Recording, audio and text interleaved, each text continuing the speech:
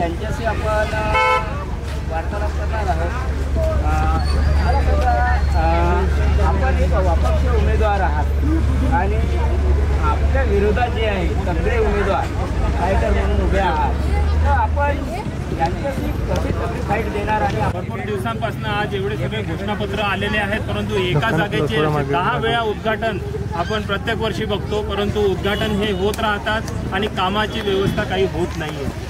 आणि त्याच्यामुळे आज आपल्या इकडे जो विकास पाहिजे होता शिक्षणदृष्ट्या, आरोग्य दृष्टिकोनातून, क्रीडा दृष्टिकोनातून, रोजगार दृष्टिकोनातून आणि त्याच्यानंतर आपल्या आधुनिकतेकडे शेती आधुनिकतेकडे जे शेती चाललेली आहे पश्चिम महाराष्ट्रात, ते पण इथे आपल्या इकडे मुबलक प्रमाणात नाही आहे। त्याच्यानंतर कला संस्कृती याला सुद्धा इथे वरचढ नाही आहे।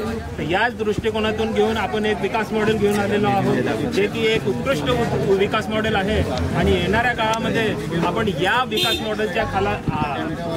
मॉडेलच्या आधारे आपण इथे भरपूर काही चांगलं काम करण्याची आपली पूर्ण इच्छा आहे आणि ते नक्की पुढल्या 6 महिन्यामध्ये आपण ते दाखवू म्हणजे दाखवू। ग्रामीण भागाच्या विकासाबद्दल, ग्रामीण भागाचा विकास तुम्ही बघतच आहात। लोक मला सांगतात आहे की आमच्या इथे रोड झाले, आमच्या इथे नाली झाली, आमच्या इथे लाईट लागले, हा आमच्या इथला गावाचा विकास।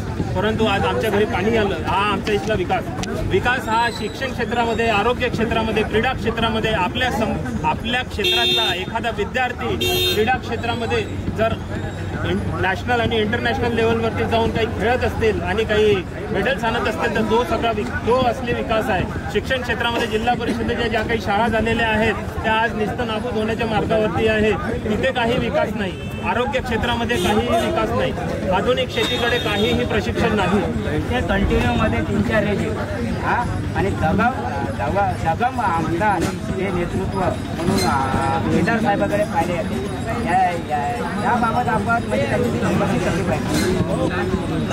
जे काही आपले आमदार साहेब आहेत ते ऑलरेडी या क्षेत्रामध्ये 4-5 वेळा निवडून आलेले आहेत। जनतेने खूप प्रेम दिलेलं आहे त्यांना आणि त्यांना प्रेम असंख्य लोकांचे मिळतही असतात, त्यांचे कार्यकर्तेही सुद्धा त्यांच्यावर भरपूर प्रेम करत असतात। परंतु त्यांच्या मार्फत काही विशेष लोकांचंच फक्त भलं झालेलं आहे।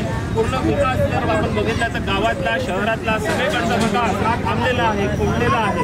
आणि आपले आमदार साहेब एवढ्या वर्षांपासून इथे येत आहे, परंतु आपल्या MIDC सेक्टरला काहीही नवीन कंपन्या सुद्धा आणू शकलेले नाही आणि इथे विकास मॉडेल ना आपल्या सावनेर क्षेत्राचं काही DP प्लान ते मंजूर करू शकले नाही। DP प्लानमध्ये जर काही प्रॉब्लेम होता, सावनेर क्षेत्र उचलून दुसऱ्या ठिकाणी हस्तांतरित करायला पाहिजे होतं। जमान्यातला आजच्या वेळेचा ही खूप मोठी गरज आहे। युवा वर्ग हा शिक्षण घेऊन घरी बसलेला आहे, रोजगार त्याच्यापर्यंत पोहोचलेला नाही।